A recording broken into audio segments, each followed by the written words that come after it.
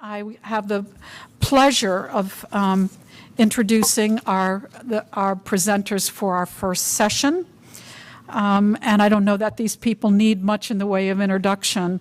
They include Mandy Contaminolis, who is the Senior Associate Vice President for Career Services and Cooperative Education at the Rochester Institute of Technology, and Edwin Koch, who's the Director of Research, Public Policy, and Legislative Affairs with NACE.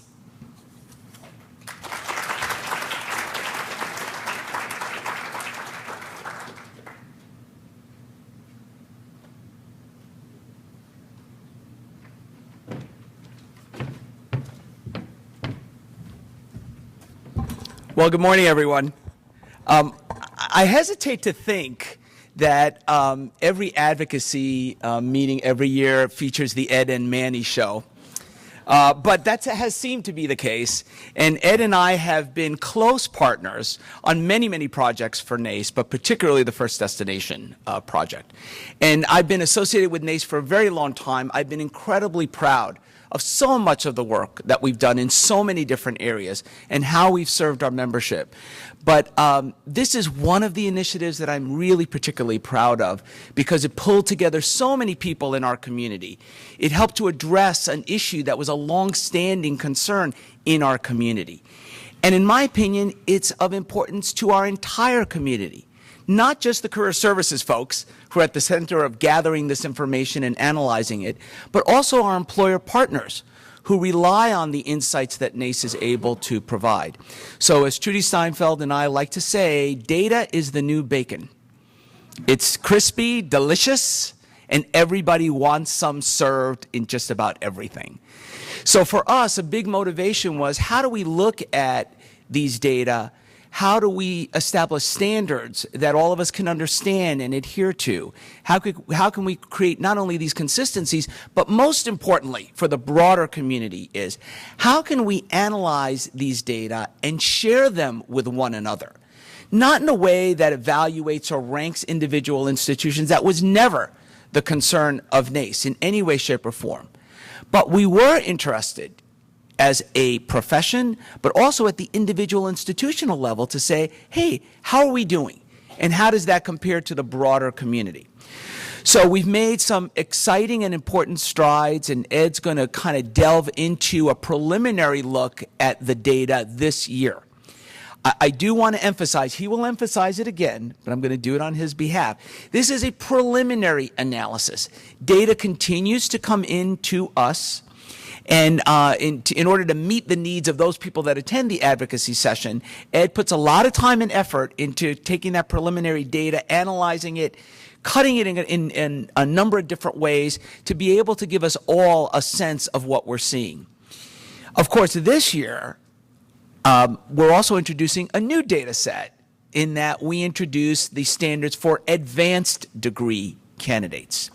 So that's providing some new data for us. It's giving us some additional data points to assess and evaluate. And of course, over time, that will continue to build a, we think, really robust set of data and information to help guide our thinking and ideas going forward. So at this point, I'm going to turn it over to the wonderful Ed, who's not feeling his best today. Okay, so we're here for both emotional and physical support for Ed.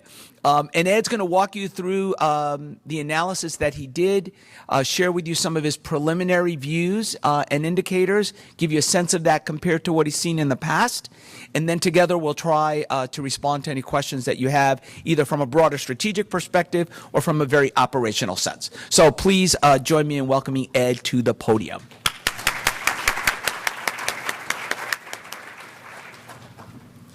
Okay, I'm ready to start. Let's see how long I can go.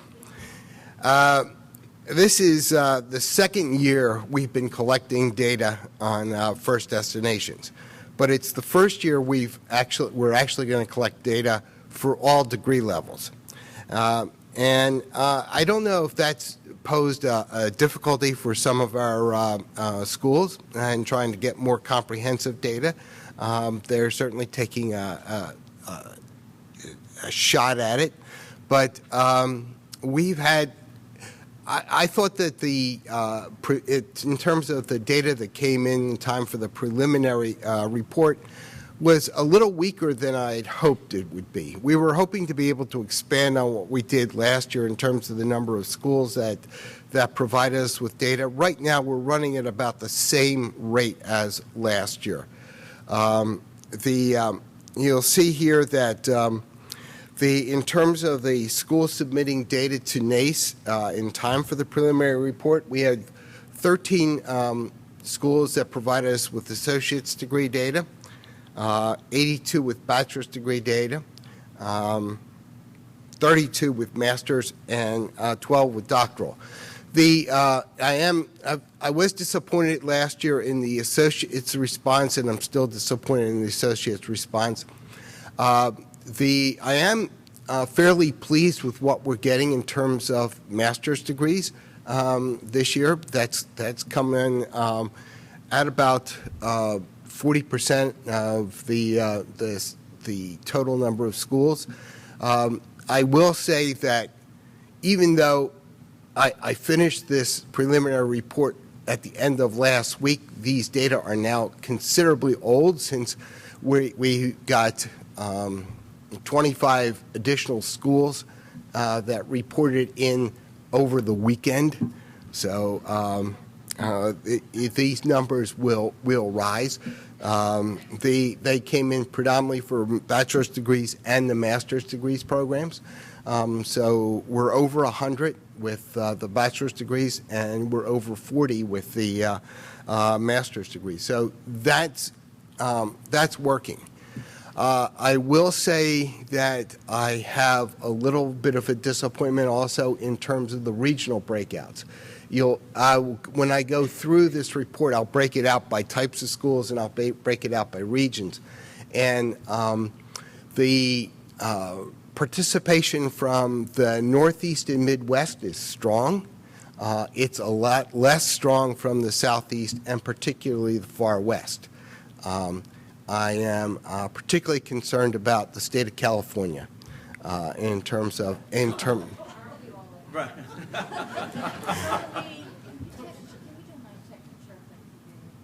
Can everybody hear me? Yes. Okay. All right. The state of California has to date provided one report, and that's certainly not adequate for that particularly important part of the school population, and I would hope that would improve over time. In terms of the number of graduates reporting, we have approximately 110,000 graduates that are covered. We have outcomes data for 73,000, which gives us an overall knowledge rate of 67%, which is pretty good. Our goal is a knowledge rate of 65%. That, of course, represents the students who we know who the outcome for at the 6-month mark divided by the total number of graduates. So the standard protocols aim for a 65% response rate and or knowledge rate, and we're achieving that for the schools that are responding. I do want to point out for schools that haven't responded, it's not required that you meet that 65% right now. I have had concerns from a number of schools not wishing to report because they can't get to that 65% response rate. But that is a goal we're trying to achieve, and we expect it to take several years before every school can hit that mark. And I will tell you, we have response rates or knowledge rates as low as 8%. In this group, but we also have response rates, knowledge rates of over 100%. So it's a wide range, but the overall number is right at 67%.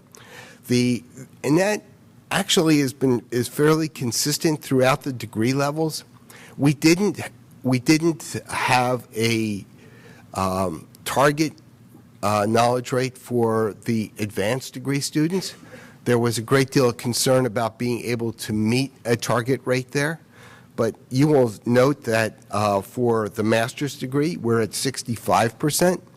And for the even for the doctoral candidates, and we're limited there in terms of the number of schools reporting, we're at about 66%. So they're doing just as adequate a job as for the bachelor's degrees. There are good points about the responses this year. They're a lot cleaner this year. There aren't as many errors in the transmission of the data as there were last year. So schools are getting used to identifying the different outcomes areas, and they're getting used to being able to collect and report the data in a fairly uniform fashion. The other good part is that we're getting strong, complete data, so that last year we had a lot of schools that reported only for the school as a whole, as opposed to providing data for academic program. That is one of the goals of the standards and protocols, is to report not only for the school as a whole, but by academic program as well. And we are getting far more that are reporting by academic program. Very complete data in that regard. I will note that schools where institutional research has gotten to be a part of this process have done very well in terms of the nature of the data that they're presenting, the depth of the data that they're presenting, and how clean the data are coming in. It's a real advantage to us at NACE when the data are coded by CIP codes, which identify the academic programs in a standardized fashion. And I can always tell when institutional research is part of the process, because that is exactly the way the academic majors data are coming in. They're actually pre-coded for us. So that's been a tremendous advantage. The other big part here is that salary data is far more complete now. 80% of the schools reporting have reported salary data as well as the outcomes data. So those are the strong points. Fascinating. Here are the key findings. This is a fairly small thing to look at, and we'll make this available. But basically, I pointed to 4 key findings for each degree level: the overall outcomes rate, the employment rate, the continuing education, and the percentage of graduates that are still seeking 6 months out. The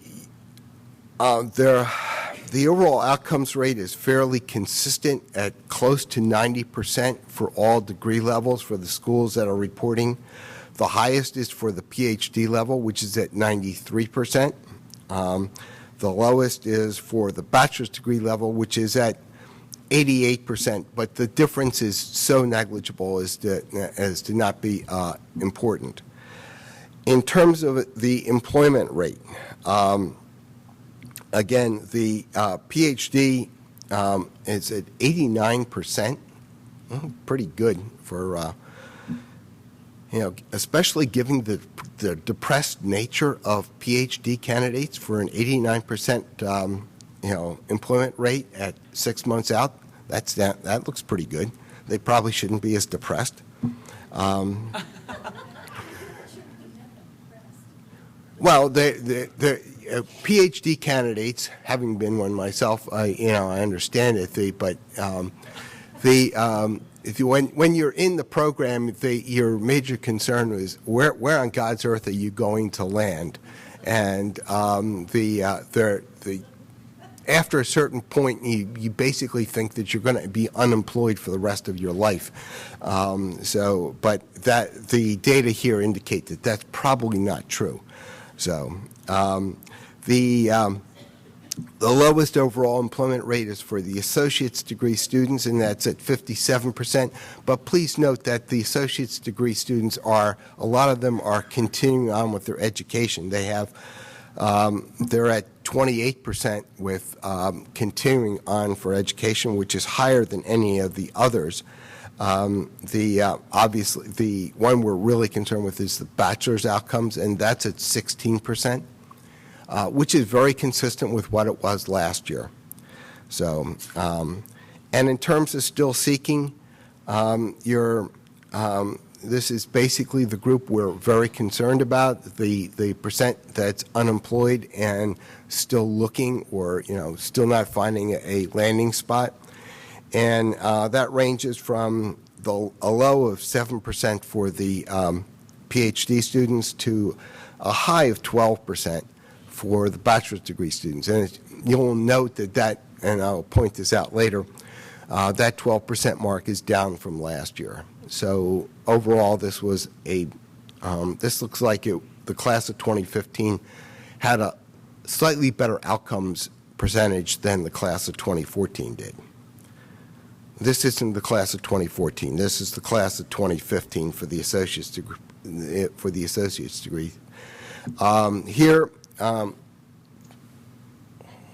little hard to read.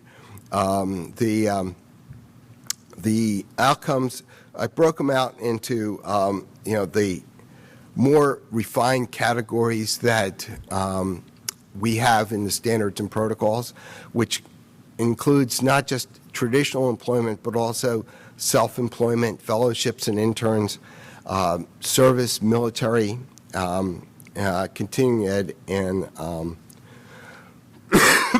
excuse me, seeking and not seeking. And in terms of the outcomes for the associate's degrees for the class of 2015, you have about a third of the class that's employed full-time, at least at this point in time. You have 28% that's aiming for continuing education, and about 18% that's employed part-time. You have 11% that are still seeking where they're going, and about 4.5% that are not seeking, that right now don't have a destination, and are not looking for a particular destination. We have about 2% that are self-employed. Self-employed can mean either running your own business as an entrepreneur, working as a temporary or contract employee, and or freelancing, basically selling your services on a project-by-project basis. I will note that the one thing that's obvious to me is that the number of schools that are reporting these self-employment categories now are greater than what they were last year, and the big portion of the self-employed categories are now contract employees, which stands to reason. That's a growing area, and that's one of the reasons we want this refinement in terms of the outcomes information. For the class of 2015, you have, for the bachelor's degree, 58% are employed full-time. That's great. That's a considerable jump over last year at this time in terms of the preliminary report, which is 52%. So that is a very positive indication for how well things went for the class of 2015. About 5% are employed part-time, and like I said, 16% are in continuing education, and you have 12% that are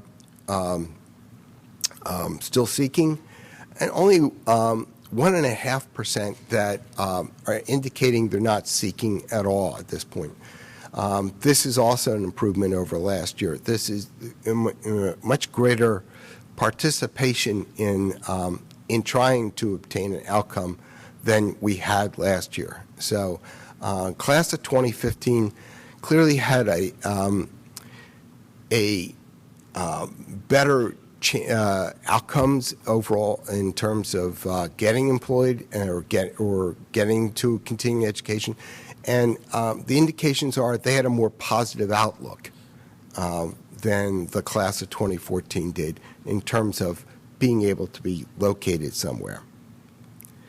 And here are the new groups. I have nothing to compare them with, but here's where we go. Master's degrees. We have 73% that currently are being listed as employed full-time. It's a pretty good, pretty strong grouping there.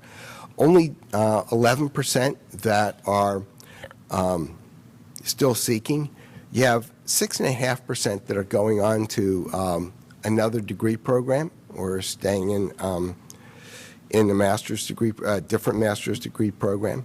Only 4% that are employed part-time, and only 2% that are not seeking. And I'm not quite sure why they're not seeking at this point, but that's a relatively small group as well.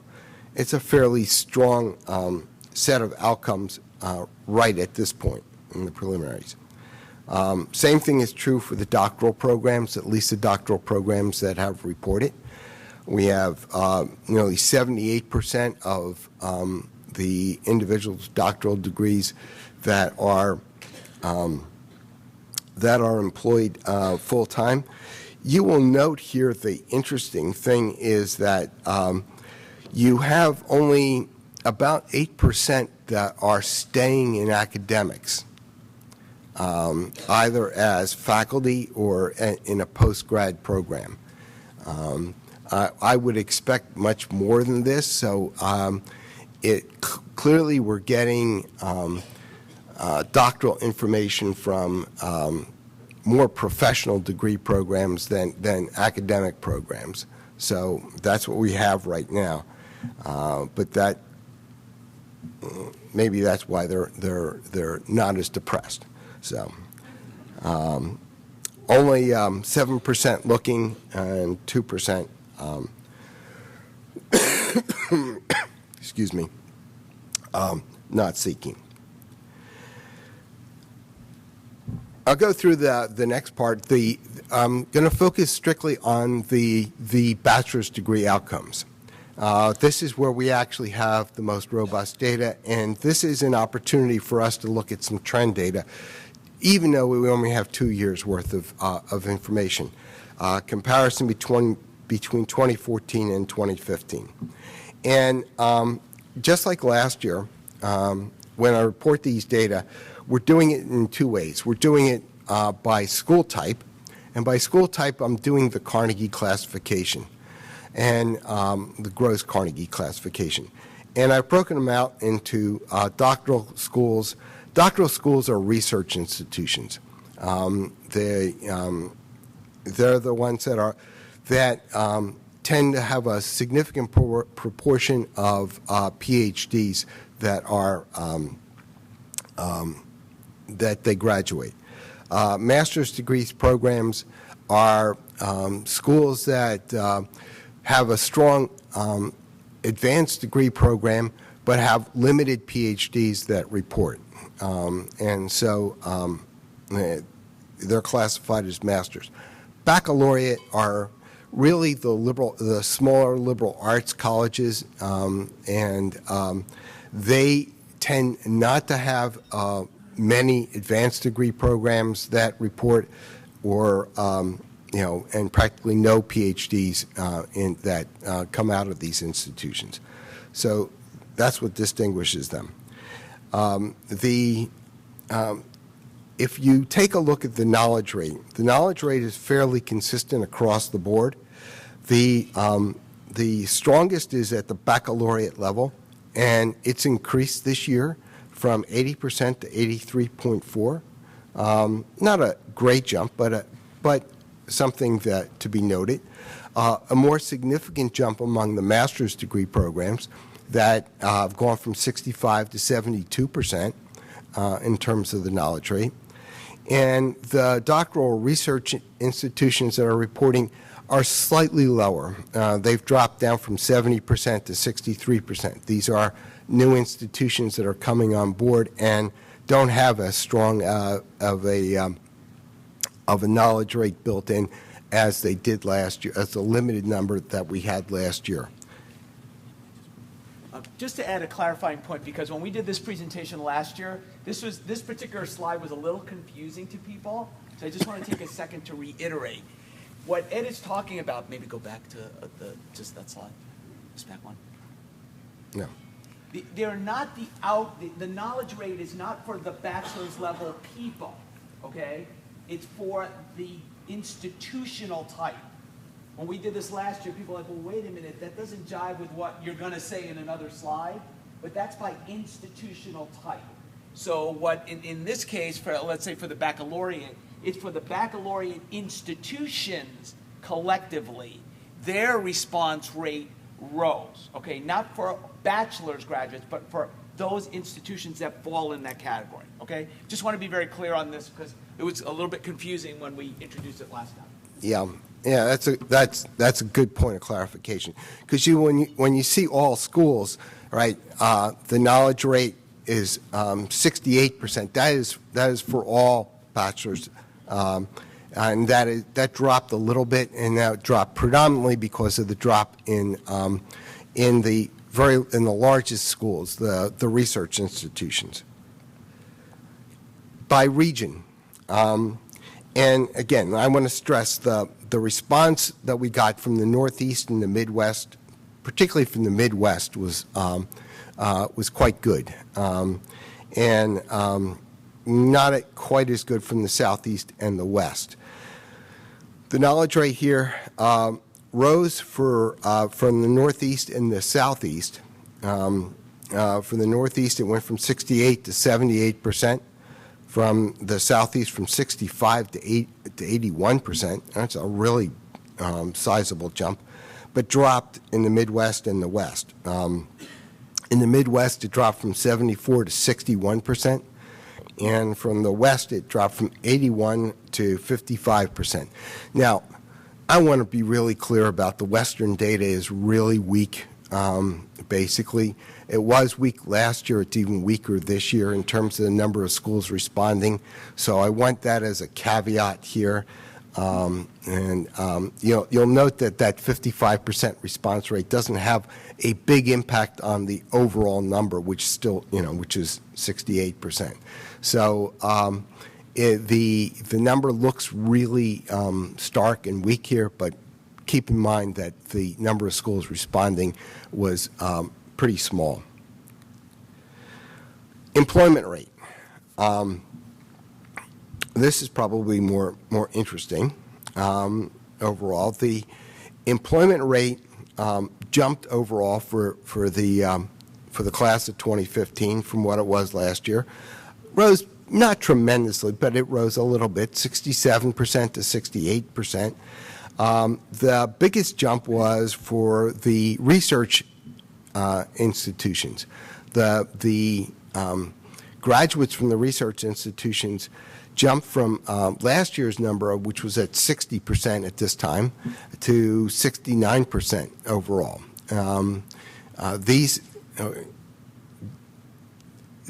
It was the graduates from the largest schools last year that had the most difficult time in terms of having an outcome, particularly an employment outcome, at least from the data that we got in our first report. It looks like they turned that around to a great extent for the class of 2015, and that's a very positive sign, because while the number of research institutions is no greater than the baccalaureate or the master's degree institution, in fact is less, the number of students coming out of those institutions is larger than most of the other categories. So it's a very positive thing to see it jump that much.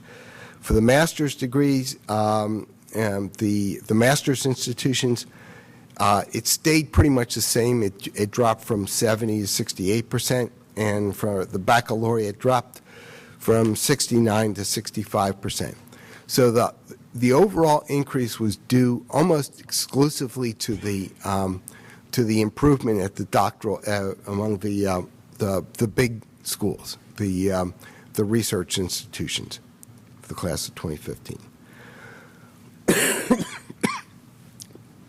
By region, thank you. By region, they're very, very similar to what they were last year. As you can see, there's virtually no change from the class of 2015 to the class of class of 2014 to class of 2015 in terms of the employment rate. The Northeast, 71% both years. Southeast, 64 to 63%. The Midwest, 72 to 71%. And the Far West, 57 to 59%. But overall, very, very flat. So the changes that occurred pretty uniformly across the country. The growth was slight, but it was fairly consistent. And that consistency occurred, and that growth that did occurred with the largest schools. Any questions on that? Okay. Full employment. This is actually probably more interesting than just the overall employment, because this represents individuals that are employed for at least 30 hours per week or more. And this is what you're really aiming to get to, is the full-time employment. And you'll see for overall, it rose by 8% from 2014, from 54% to 62%. This was the most positive outcome for the class of 2015 and represented the stronger overall market. By type of institution, it rose for every type of institution. Not only for the research institutions, which went up significantly from 50 to 63%, but also for masters, which went up from 54 to 61%, and baccalaureate, which went up from 53 to 60%. So this represents the strength of the labor market for the class of 2015. Went up overall for each region as well. Northeast went to 63% from 55. Southeast, it went up to 59% from 52, both substantial increases. The Midwest, which was our strongest region last year and still remains the strongest region, had the least shift and went from 61 to 65%. But it was already strong there. And the West is again, although the data are weak, and the West is still the region that reports the weakest employment outcomes. It's now at 56% in terms of full-time employment, compared with what it was last year at this point, which was 42%. So it was a good year for the graduates of the class of 2015 in terms of getting employment. Continuing education.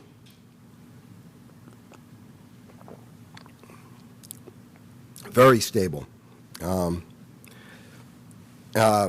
16% both years, really. And it doesn't really change by school type very much. The highest is the master's, the students coming out of master's programs or master's institutions. They're at 18% compared with the 16% at the others, but the numbers don't mean enough to really totally change the dynamics. It's very stable. One thing that we do a student survey every year, and we ask for student plans, what they're looking to do after graduation, and we traditionally get anywhere from 20 to 25% of the students responding that are graduating in a particular year, telling us that they're aiming to go to get an advanced degree. And a much smaller percentage that are looking to get employed in the private sector. Basically, when I look at the outcomes data here and with the final report and compare it to the student survey, I can only assess that students are basically disappointed in what they really want to get, which is not a job, but staying in school. So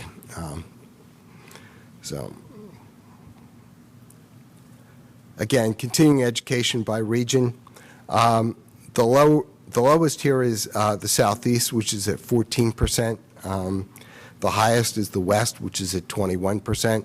But overall, fairly outside of the West, again, because the number of institutions responding is so small, I take the change with a little bit of a grain of salt here, because if I had stronger numbers, this would represent a pretty significant shift. But with the weaker numbers right now, I won't put much stock into this.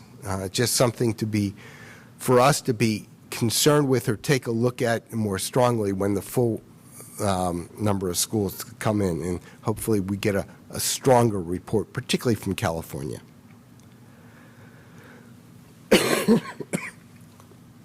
Still seeking. We're down from 13% to 12%, which isn't great, but it's better. It's an improvement. Again, the improvement is really, really strong with the research institutions. The last year they were at 19%, which was a strong concern at the 6-month mark. We're down to 12 now. That puts them on par with all the other types of institutions, and so this is clearly where the improvement has come in terms of the outcomes with those research institutions. The others are the master's is down to 10%, and the baccalaureate is a little bit higher, up to 12, but I'm not too concerned with that change. It's not that significant. By region, you can see it's actually up a little bit in the Northeast, in the Southeast, the Midwest. It really isn't much of a change from last year in terms of the still seeking. The drop is the far West. Now, again, there seems to be an improvement out there. We have a limited amount of participation from Western schools, but that's something to be noted. That the employment outcome is looking better for research institutions, and it's looking better for the far West than it did last year. And we'll have to see when we get more schools reporting. Whoa. It's actually easier to read it off of there than here. The median starting salaries. Like I said, the strong thing here this year is the amount of salary information that we've been able to collect from these schools. 80% of schools are reporting salary information. More importantly, of the number of full-time employees, there are students who have gotten full-time employment, over 50% of those are covered by salaries that are being reported to us. So that's a fairly strong percentage of the employment outcomes that are actually telling us what the starting salaries are. And while full-time employment is up, you will note that the starting salary is down.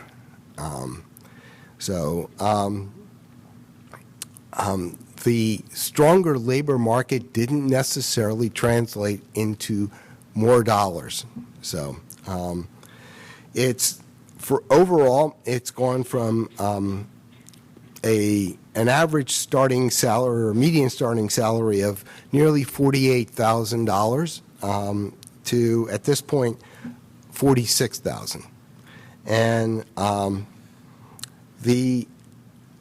it's down for the research institutions, it's down for the master's institutions, but it's up considerably for the baccalaureate institutions.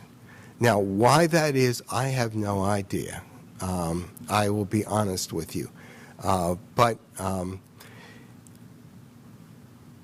it could have something to do with the peculiar mix of schools that are reporting to us.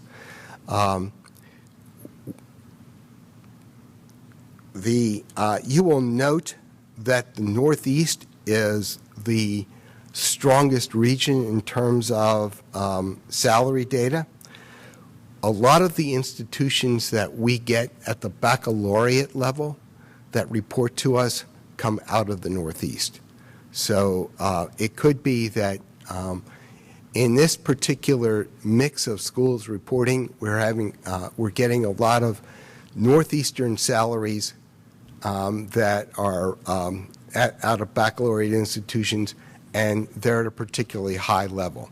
So that's why I think that that may be the reason for why the baccalaureates have done so much better this year, and we have fewer in other parts of the country, particularly the Southeast, which we had a little stronger representation from baccalaureate institutions at this point last year. They're down overall for every region except the West, and I can pretty much tell you why that is, except I can't really, because it would divulge an individual school, and I don't want to do that. So there's a particularly strong individual school reporting from out West. So. Just another kind of insight on this, as Ed and I have talked about it. I think what's important to remember is just because the institution is located in a particular region doesn't mean the graduates necessarily stay there. So be careful when you look at these data to assume that, well, graduates in the Southeast always get paid less than graduates from in any other region. That would be misleading. Because remember, most of our institutions, including many that submit these data to NACE, send graduates all over the country. So what you have to be a little bit thoughtful about is not drawing any conclusions regionally that way. A couple of other things to potentially speculate on. Number one, we've noticed that with the rise in contracts and contract employees, sometimes the salary is actually higher because it has to account for the fact that the person is going to be tax liable. So that sometimes will affect the actual salaries as they're provided to us. So just two things to think about as you look at these data, because again, I think we're getting more and more data each year. We're able to tell a broader picture, but we're also very sensitive about not reading too much as you begin to break it down. Yeah. One thing I want to point out, if you look at the standards and protocols, institutions are not only collecting the data that, or not should only be collecting the data that we're reporting here, but they're also, and for full-time, for employment, they're also supposed to be collecting data about who the employer is, where that employer is located, and the type of job position that's associated with the employment. We're not asking for that at the moment, simply because it's going to take a while for schools to develop that, and we hope that they will be developing that information. And as they develop that information, we'll be in a better position to actually identify where those salaries are taking place and have a more accurate picture of why some salaries are low and why some salaries are high. That's still limited. So that's pretty much the data right at this point. Are there any questions? Yes, Tree.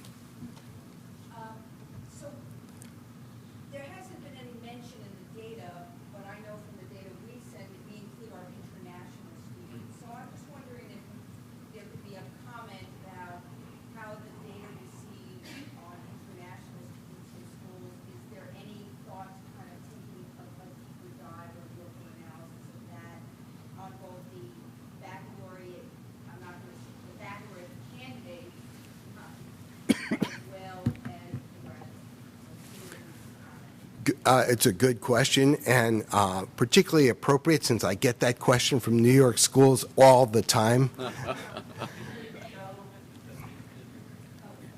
Okay, the question is how to deal with the international students.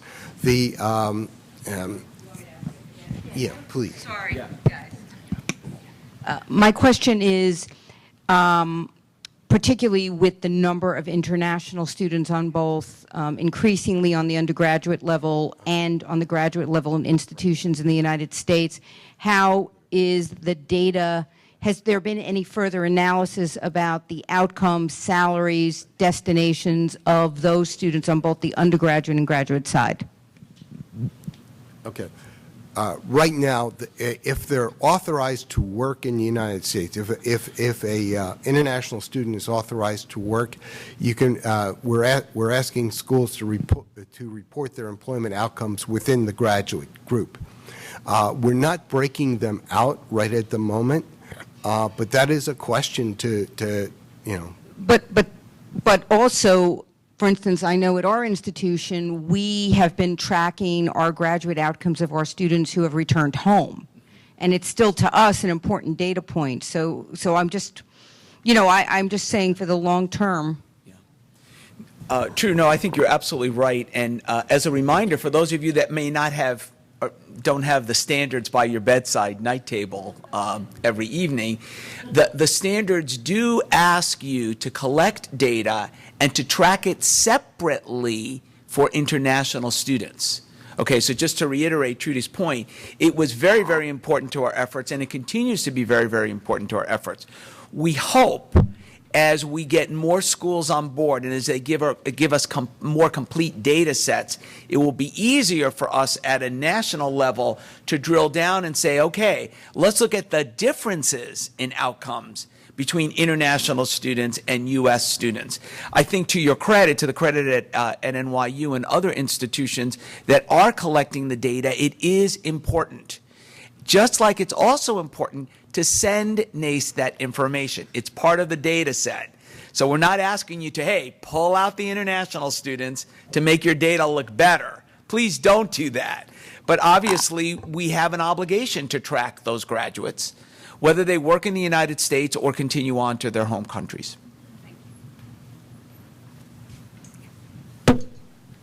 Maybe we want to make sure that you have a mic in hand so that way we can capture it and everyone can hear you. Hi, I'm Gihan Fernanda from American University. First of all, thank you all so much. I'm a total data nerd and I love this stuff. And beyond that, it is... I am too. It is incredibly valuable, I think, for the broader community for us to have standards that we can try to assess how we're doing against on a consistent basis and not just be puffing the numbers, right? Just sort of internally so we know what we're doing and how we're doing. With that said, I have a ton of questions, but I'm going to limit myself to one question and one comment. So the question is, do you all have a sense, is there data out there about the total number of graduates across the country in any given category and what percentage we are getting in terms of our submission? That's the question. And is the number that we're getting sufficient to make any meaningful statement about what's happening in the community at large? I don't have a strong sense of that, so I'm just interested in that. And then the comment is, can we please all agree to just use seeking and not still seeking as the term of art sort of when we're talking about seeking? I actually, for last year's submissions, I took a look at the number of graduates that are covered by the reporting institutions and compared it with the IPED's information on the graduating class of the year before. I didn't have, obviously, 2014 last year. It was because of how long it takes IPEDs to report the data. What is IPEDs? IPEDs is it's basically institutional data source. Okay, yeah, institutional post-secondary data source. It's basically where virtually every school in the country, because virtually every school accepts Title IV, monies, has to report to the federal government a certain number of statistics, and one of them being the number of graduates. So it gave me an indication of just what proportion of the graduating class at the bachelor's degree level that we captured last year. And we were, I think, at 18% of the overall graduates last year, which obviously isn't nearly as complete as we would like, but in terms of providing a decent picture of what the outcomes are likely to be like, were likely to be for the class of 2014, I think you could make an argument that it was close enough to being statistically significant that it was justifiable. And as far as the still seeking, I have no problem with changing. So.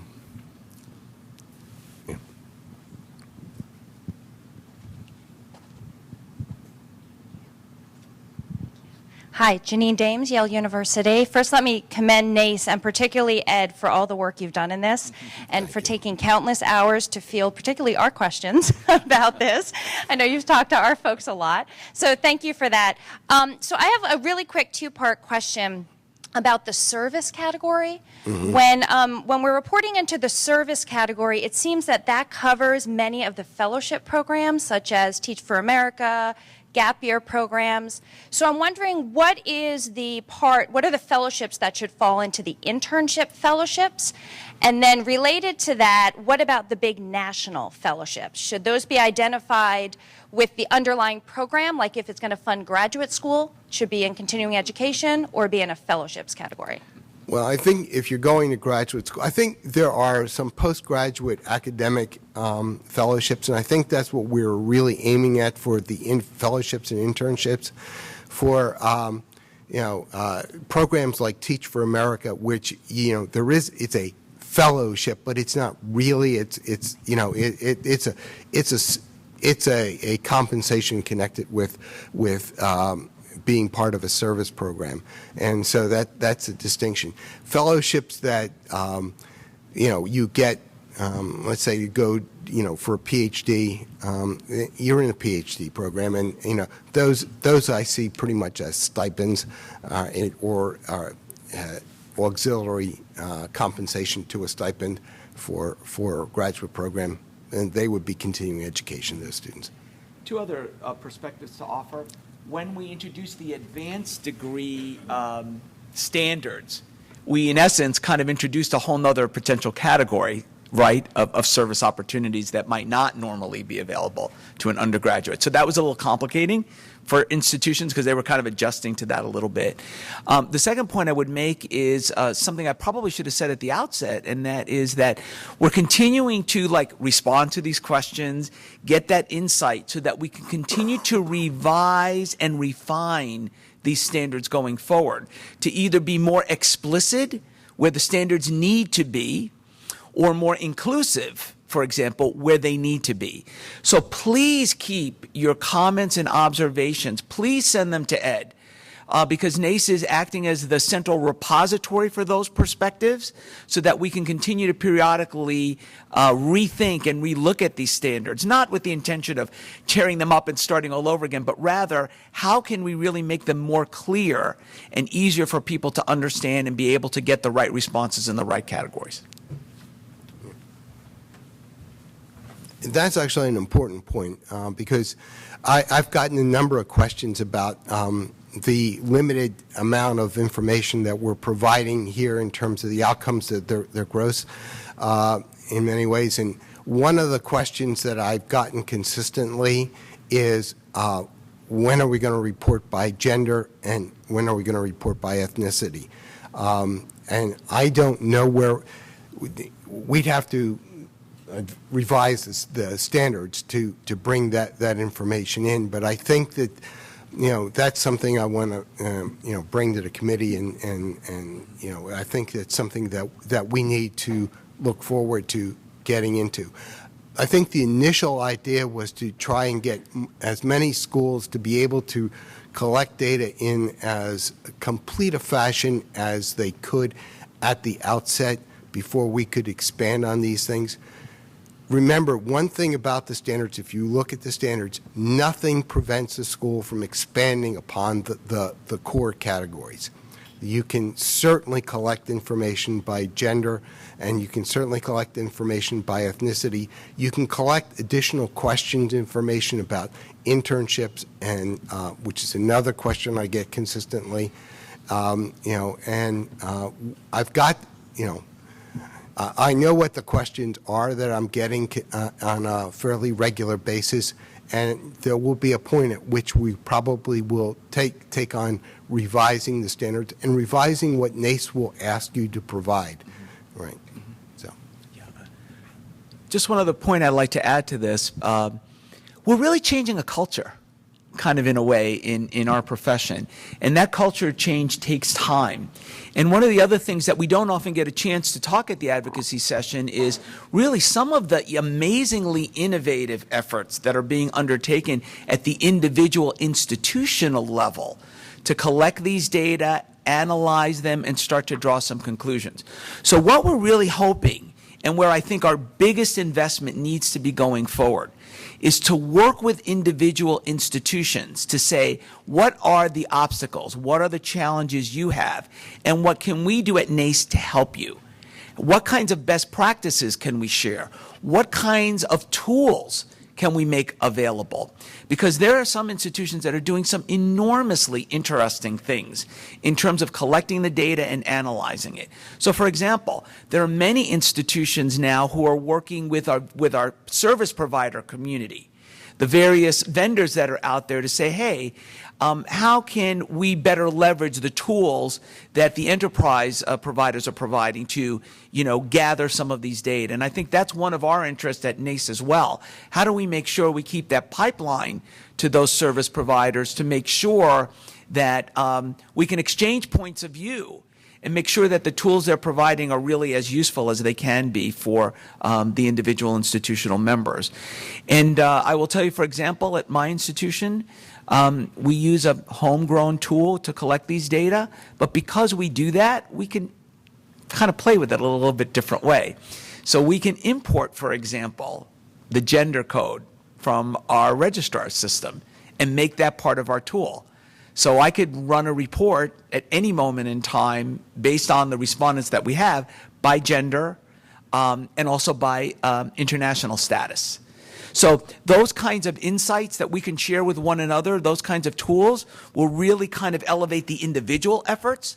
And if we could do it there, it really kind of floats all the boats upward, because the data that we're able to collect centrally becomes more and more valuable to us. So that's kind of what we're aspiring to. We're not quite there yet, obviously, but I think that's the real focus, and we want to keep our eye on that bigger prize. Hi, Mike Shaw from Georgetown. Welcome to Georgetown. I know within the standards we're allowed or possibly encouraged to collect data through social media. And I know a number of my colleagues have found even higher knowledge rates because they're capturing more data through social media. And I expect that we'll see increased numbers of data collection through social media because it's a bit easier and students aren't responding to surveys. But with that, it means we'll probably see more missing data points, especially with salary and some of the other pieces that, like with internships, that are important to individual schools. Do you have a sense of how missing data points may affect us the next couple years, maybe with salary, and any thoughts of should we code how we collect data? Is it through individual response? Is it through social media moving forward? Well, as I pointed out, I was actually kind of impressed by the percentage of salary data that we're getting for full-time employment. It's higher this year than it was last year, and when we capture salary data with over 50% of the students that are reporting being full-time employed, I thought that was that was way higher than I expected, it's actually, I don't know why it's improved. I there are methods. I know a lot of schools are going to the social media to capture outcomes information, but my perception is that, at least from the questions that I've gotten, and that there are ways to confirm the social media data and maybe capture more information. They're going back to the students and asking them simply to confirm the employment status and asking them to provide the salary data that way. It's a more laborious process than simply getting the information and plugging it in, but it seems to be working in terms of getting that and not having that missing data point. I've also suggested you can always request information from the employer. Employers are loath to provide information frequently, but they can simply confirm the employment, and employers, I think, generally are willing to do that. And salary data they may not be as willing to provide. So, Mike, I think that's a great question. I think all of us are collecting some of that data via social media or other sources. I would make it even a little bit broader category than that. Interestingly, even when you get survey responses, you don't get every question answered. That is certainly true if you use a paper survey. That is certainly true if you use an online survey where you don't require every data field. And I know one of the big discussions among many institutions is, do we require someone to respond to the salary question or no? The two schools of thought, right? Some people say, no, we want to kind of leave that optional so that we get the data that people feel comfortable sharing and don't discourage someone from completing the rest of the survey. Other people say, no, I really want it to be required. Even if they put in zeros, I clean that data later. But it kind of forces you to try and do that. So there's schools of thought that people kind of weigh in on either way. But it isn't just the social media or alternative sources of getting the data that preclude us from getting all the data points that are there.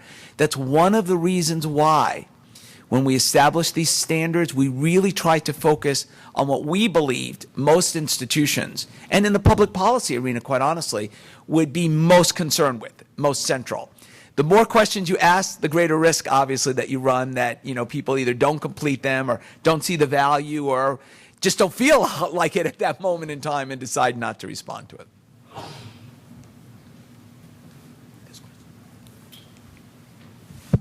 back there. Good morning. I'm Deborah Liverman from MIT, and I actually have a comment and a question. I wonder when we're going to ask about jobs being related to a person's major. I think it's a difference between having a job and having a job that you went to college or getting a degree to. So that's a comment. And then my question is kind of future-oriented, is when are they going to use this data for the college scorecard?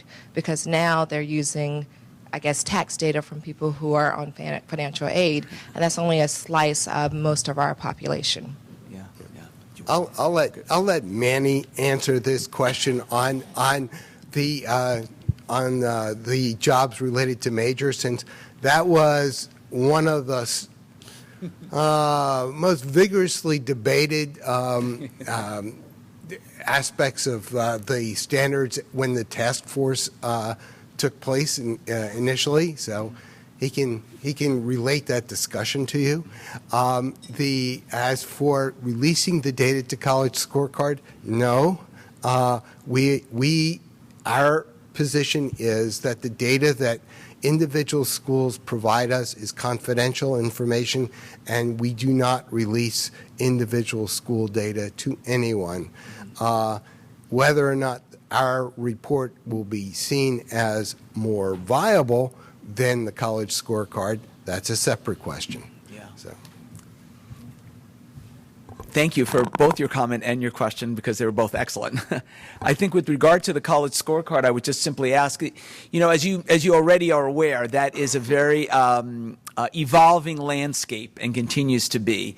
I think that the general sense is, at least from a federal government perspective, that frankly the federal government has arguably better tools than we could ever have to do those kinds of analyses. So I think the question really will remain ultimately, and I think will continue to be clearly unresolved until there is that overt commitment. And obviously what you do see, and many of you are experiencing this, are a number of efforts at the state level, especially if you're a public university in a state system, to provide data to your system. And then, as Ed can tell you, they vary completely from state to state, how these data are analyzed and how they're shared. So that's kind of another further complication, which only makes it more and more difficult for someone to really get, the most accurate answers at a moment in time.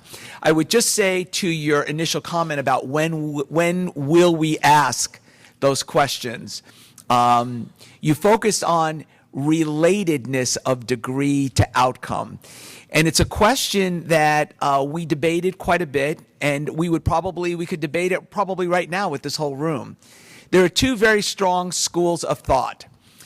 One is that what does related to degree mean anymore? I was an undergraduate history major, so unless I'm doing history, is that really related? I'm an engineer. This is one of my favorite examples, that goes to work for Goldman Sachs or a financial services firm where they're not using my engineering degree per se, but they do value my quantitative skills. You can extend that out to literally the entire liberal arts area. If you're a philosophy major, what's related to the work that you do? So there was a very strong school of thought that what does that really tell us? And would a philosophy major, no offense to anyone who might have been a philosophy major here in the room, how might they respond to that question? Well, this isn't really related to what I'm doing. The other school of thought was, especially from those people that were working with more professional programs, for example, the graduate from nursing that doesn't go into nursing but opts to go into pharmaceutical sales. Is it related to nursing? So there was this concern about, how meaningful those data would be and how they might be interpreted across the respondent pool. We do give every institution the option to add whatever additional questions they choose. So there are a number of institutions that do find that important and helpful and will add that to the survey. We just did not include it in the base standards. A similar issue was raised with regard to satisfaction. Well, instead of relatedness, why don't we ask the question of how satisfied are you with the outcome that you have? Well, that led to another debate. Well, is the recent graduate in the best position to make that judgment? So what we decided, again, in keeping with that principle, you know what? Let's focus on the really important stuff. And if ultimately an individual institution wants to collect those additional data, by all means they should. But I don't think we've finally answered that question. For those of you that adhere to the appropriate schools of thought on this one, we haven't closed the door on that. We decided instead in the near term to focus on the important things and then see how that matures and make some of those decisions. Does that help?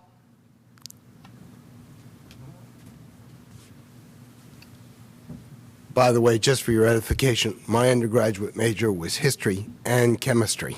So, And clearly his work today is very related to both of those things. But he is very satisfied. I am.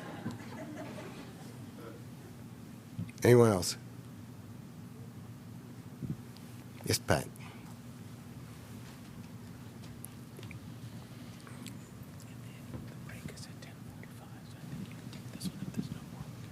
Ed, just a point of clarification. I want to go back to your comments about the self-employed. Mm-hmm. And is it that there is an increase in the number of graduating students reporting self-employment? Or is it a matter of more schools now? Is it more schools reporting self-employment, or are you actually seeing an increase, a proportional increase in the number of students who are reported as self-employed? Right now, my comment was on the number of schools that are reporting self-employment, because we had these categories last year, and most of the schools that are reported to us left those categories blank. Now I'm seeing more of them filled in. In terms of the overall average, it actually hasn't changed all that much, even though the number of schools that are reporting. The biggest difference is that last year it was pretty much split among entrepreneurship, temporary contract work, or freelancing. Right now, it's almost all in temporary contract work. To follow up on that, Ed, how are you seeing this trend, or we're seeing this trend of students in specialized areas like data scientists and those guys kind of forming their own co-ops? I call them co-ops. Mm-hmm. And then instead of working with one company, they'll work for many. How is that captured in the survey? Is that temporary work, or would that be entrepreneurship? Yeah, actually, Manny's correct. By definition, that would be more freelance, okay. Right? It's just, I will say that for freelancing last year, it was when we were able to report by individual major, and I haven't broken it out by individual major yet, but freelancing was almost strictly in the visual and performing arts as a reported category last year.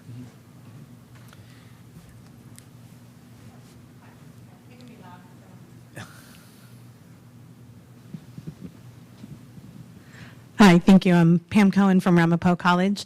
Just without belaboring the point, back to the relatedness to major, does either NACE have, or can you recommend where we could see, for example, occupations that require a bachelor's degree? So rather than measuring relatedness to major, being able to measure underemployment versus equal employment. So not judging, so I use, for example, the student that works in retail management. Right. I work in a business school, so my management major is, right, it's related. My economics major, maybe not. Mm-hmm. But ways that we collectively can find our understanding levels of employment that where more than half of people in the role, for example, are required to hold a bachelor's degree. So we're measuring that. Thank you. There's no clear listing of occupations that require a particular major. The Bureau, the Department of Labor has in their occupational outlook handbook, they identify occupations that are that they list as requiring a particular level of education, a bachelor's degree, a master's degree, even a PhD. The problem with that is that it's their interpretation rather than a strict requirement. And there are jobs that are listed as only requiring a high school degree, where over 70% of the current incumbents in the occupation have at least a bachelor's. So I really question any source that says this is required. Yeah. Right. I would just add, again, great question, one that we wrestled with. The challenge, as Ed said, is there is no single reliable source of that. The closest is the Department of Labor's analysis, which is typically framed in this way. Typically requires a bachelor's degree, typically requires an associate's degree. So they kind of give a little leeway there. Secondly, as you know, there is a significant education creep. In other words, there are occupations which, without question, can be done by someone without a college degree. But the degree becomes one of the vetting tools. So that was something else that we wrestled with. My own suggestion would be that while as difficult as it is to do on a broad level that we're talking about here, you can certainly at least make some judgment calls at the individual institutional level where you could say, you know what, I'm going to use the Department of Labor guidelines for those occupations. To do it accurately, what then you would want to do is you have to take each position that someone reports, okay, and map it clearly to that occupation, which isn't always the easiest thing in the world to do if you've ever tried to do that. Nor can you use the program CIP codes to help you out very much either. But you could arguably make a judgment call as you look at your data and say, you know what? I'm going to make a professional judgment call here that this job fits into this occupational category, and according to the Department of Labor, it would be appropriate for a baccalaureate level, as an example. You could do that at the institutional level, and quite honestly, that might be the most relevant to your questions. And that, I think, brings us right to, almost with a minute or so to spare, to our break period before our next speaker at 11 o'clock. So we can take one more question if we can, a quickie for Ed and I. Yes, Denise. Denise, could you clarify just real quickly what percentage of respondents are STEM, business, liberal arts, just in general?